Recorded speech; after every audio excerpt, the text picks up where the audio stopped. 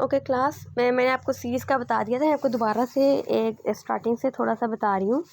यहाँ पे कहा गया है x इक्वल्स एक्स एन एक सीरीज़ है, ठीक है। Then infinite series generated by, अगर हम एक सीरीज़ को इनफाइनाइट सीरीज़ के फॉर्म में लिखे, इनफाइनाइट सीरीज़ कैसे लिखते हैं, यहाँ पे लिखा गया एस इक्वल्स टू एक्स है, ठीक है। इज़ डिफाइंड एज, इसको हम कैसे डिफाइन करेंगे, एस के हमने इसको कह दिया ये एक इनफाइनाइट सीरीज़ है। जैसे हम पहले एक nth किसी भी सीक्वेंस सीरीज़ का मैंने आपको बताया कि हम nth पार्शियल सम लेते हैं, तो एस एन इक्वल्स टू जो भी होता है, हमने एस एन यहाँ पे 1 पुट किया, हमारे पास x1 आ गया। जब हमने n की वैल्यू 2 पुट की तो हमारे पास आ गया x1 प्लस x2। अब यहाँ से देखिए हमने एक नई चीज़ निकाली है।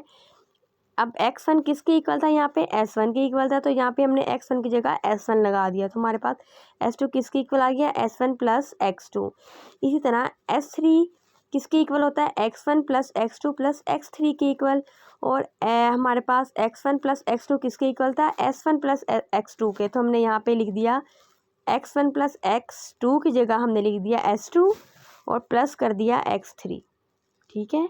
और जब हमने 4 पुट किया तो हमारे पास ये इसी तरह हमारे पास चलता रहेगा, आ गया S3 प्लस x4, S5 आएगा तो आ जाएगा S4 प्लस x5। इसी तरह यहाँ पे हमारे पास एक इनफाइनाइट सीरीज़ क्या बन गई, S K is equal to S K minus 1 plus S K. The number x n are called the terms of the series, जो एक्स एन थी हमने कहा था सीरीज़ की टर्म्स है। इसी तरह ये इसको हमने पार्शियल सम जिसकी थ्योरी है। कौशी क्राइटेरिया फॉर सीरीज़ में करा चुकी हूँ। अब हमने चेक करना है कि जो सीरीज़ है कन्वर्जेंट है या डिवर्जेंट है, कन्वर्जेंस क्राइटेरिया, ठीक है। अब हम देखते हैं, इसमें एक आ रहा था nth टर्म टेस्ट। अब ये क्या है, इसमें कहा गया इफ़ द सीरीज़ कन्वर्जेस, ठीक है, अगर सीरीज़ कन्वर्ज कर रही है then limit n approaches to infinity x n is equal to 0। अगर वो कन्वर्ज कर रही है उस पर हम लिमिट अप्लाई करेंगे तो वो भी 0 होगा। अब देखिए हमने कैसे किया है, बाय डेफिनेशन ऑफ सीरीज़, ठीक है, summation x n converges to require that limit के approaches to infinity S K exist. इसका मतलब है कि किसी भी एक सीरीज़ का क्या होता है, एक nth पार्शियल सम एग्जिस्ट करती है, वो हमने एस के एक इनफाइनाइट सीरीज़ के फॉर्म में लिख दिया है। और के क्या है, वहाँ पे n लिखते हैं ना, तो अब ये n क्या है, इसकी टर्म हम लिखते हैं n अप्रोचेस टू इन्फिनिटी, ठीक है ना। तो यहाँ पे के हमने रिप्रेजेंट कर दिया, यहाँ पे क्या है, लिमिट के अप्रोचेस टू इन्फिनिटी। यहाँ बेसिकली यहाँ पे एक nth पार्शियल सम की बात हो रही है, ठीक है। तो यहाँ पे लिख दिया since S n is equal to S n minus 1 plus x n. Okay class, यहाँ पे एक्स एन लिखा है, ऊपर जो मैंने आपको बताया था वहाँ पे लिखा होता है एस के, ये है एस के is equal to S K minus 1 plus S के। आप यहाँ पे ठीक कर लीजिएगा, यहाँ पे एस के नहीं एक्स के आएगा, ठीक है। जैसे ऊपर से x1 x2 x3 x4 x5 सोन चलता जाएगा xn तक, एक्स के तक आएगा, ठीक है। तो यहाँ पे एस के नहीं एक्स के आएगा। तो इसी तरह हमने यही चीज़ यहाँ पे यूज़ किया, हमारे पास क्या होता है, वो ऊपर मैंने के की फॉर्म में लिखा था, यहाँ पे मैंने एन की फॉर्म में लिख दिया है, ठीक है।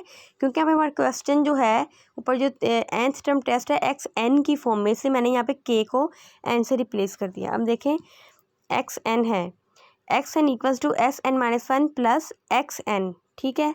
अभी हम ऊपर कर चुके हैं इसका, तो यहाँ पे एक्स एन को मैंने इस साइड रखा, एस एन माइनस 1 को मैं लेफ्ट हैंड साइड ले करके मेरे पास एक्स एन इसके इक्वल आ गया। मैंने इसके दोनों तरफ लिमिट अप्लाई की तो मेरे पास ये जो चीज़ है, ठीक है ना, एस एन माइनस, अगर मैं इसमें से माइनस करूँ एस एन माइनस 1, जो मेरे पास ये 0 की इक्वल आता है, तो ये प्रूफ हो गया है limit n approaches to infinity x n equals to 0। ये nth टर्म टेस्ट था। इसी तरह हमारे पास है कंपैरिजन टेस्ट। कंपैरिजन टेस्ट क्या होता है, देखिए ये जो टेस्ट कर रहे हैं हम, ये एक हमें सीरीज़ दी गई है, हम किसी भी सीरीज़ की कन्वर्जेंट और डाइवर्जेंस कैसे फाइंड कर सकते हैं, कुछ टेस्ट हैं वो हम अप्लाई करके उनकी कन्वर्जेंस और डाइवर्जेंस फाइंड कर सकते हैं। जैसे मैंने आपको पहले एक पी टेस्ट का बताया था कि अगर पी की वैल्यू लेस और ग्रेटर होगी, एक तो वो डायरेक्टली मैंने बता दिया था ना, उस टेस्ट का कोई नाम नहीं था, पी टेस्ट का नाम था। लेकिन जैसे आज मैंने आपको बताया है आर की value greater and equal to 1 होगी, वो ज्योमेट्रिक सीरीज़ के लिए अप्लाई होता है। एक हम वो भी मेथड यूज़ कर सकते हैं किसी भी सीरीज़ की डिवर्जेंस और कन्वर्जेंस फाइंड करने के लिए। अब यहाँ पे कुछ टेस्ट दिए गए हैं, ये है nth term test, comparison test, ठीक है। nth टर्म टेस्ट ये था। अब कंपैरिजन टेस्ट क्या कहा जाता है, इसमें हमें दो सीरीज़ दी गई हैं, ठीक है ना, एक्स एक दे दिया एक्स एन और एक दे दिया y. Let x equals to xn and y equals to y1 sequence है, ये b are real sequence and suppose that for k belongs to n we have 0 is, ये इसका प्रूफ कर रहे हैं थ्योरम का, 0 is less than xn, xn less than yn means हमें दो सीक्वेंस दे दिए गए हैं xn और y1 और कहा गया कि xn जो है वो yn से छोटा है। देन हमने ये दो केसेस प्रूफ करनी है, एक ए और एक बी। ए में कहा गया the convergence of y1 implies the convergence of xn, मतलब कि अगर yn जो सीक्वेंस है ये कन्वर्जेंट है तो xn भी कन्वर्जेंट होगा, और दूसरा क्या है, अगर xn डाइवर्जेंट है तो yn भी डाइवर्जेंट होगा। ये कंपैरिजन टेस्ट है, मतलब एक सीक्वेंस को कंपेयर करते हुए हमने दूसरे का बता दिया, दूसरे की हमने कन्वर्जेंस बता दिया। एक सीक्वेंस और सीरीज़ की कन्वर्जेंस देखते हुए हमने दूसरे को उसने कंपेयर किया और उसके हमने कन्वर्जेंस और डाइवर्जेंस बता दी। ठीक है, हम फर्स्ट का प्रूफ करते हैं। अब पहले हमने क्या सपोज करना है कि अगर yn कन्वर्जेंट है तो xn भी कन्वर्जेंट है।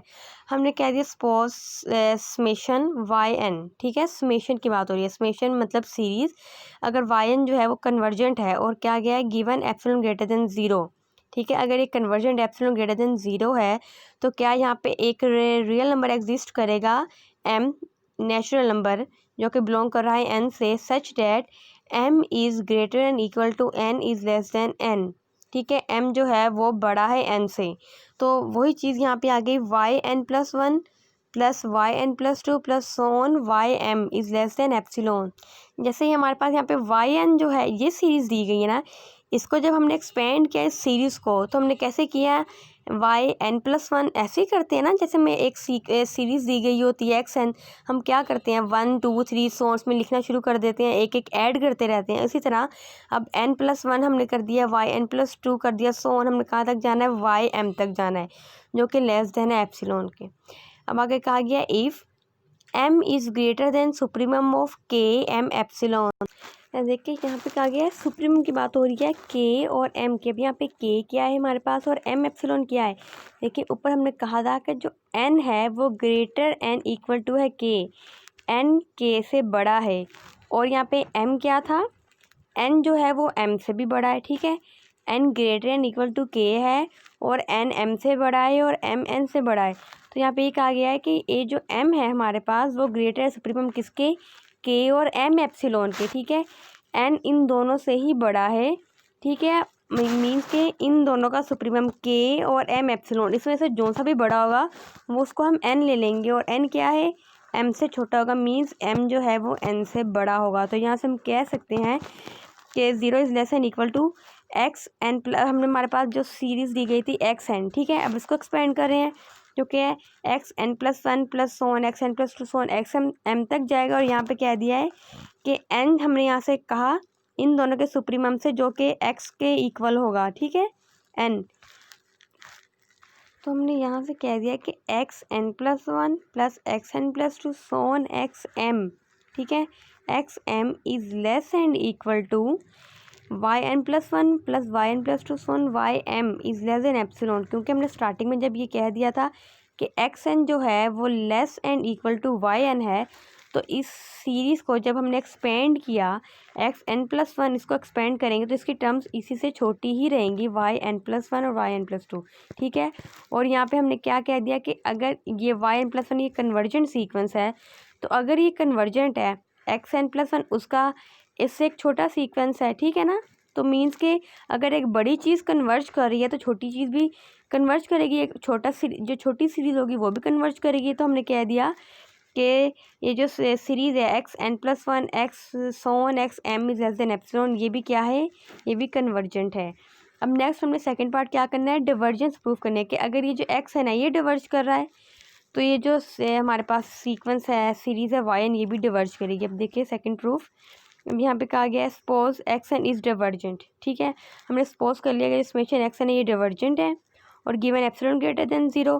अगर ये डिवर्जेंट है तो हमारे पास क्या होगा, m बिलोंग्स टू n, ये नेचुरल नंबर था तो m is less and equal to n आ जाएगा और n लेस देन m। ऊपर हमने क्या कहा था, m is greater and equal to m, ठीक है, यहाँ पे अब हमने लेस एंड इक्वल टू कह दिया क्योंकि डिवर्जेंस की बात हो रही है।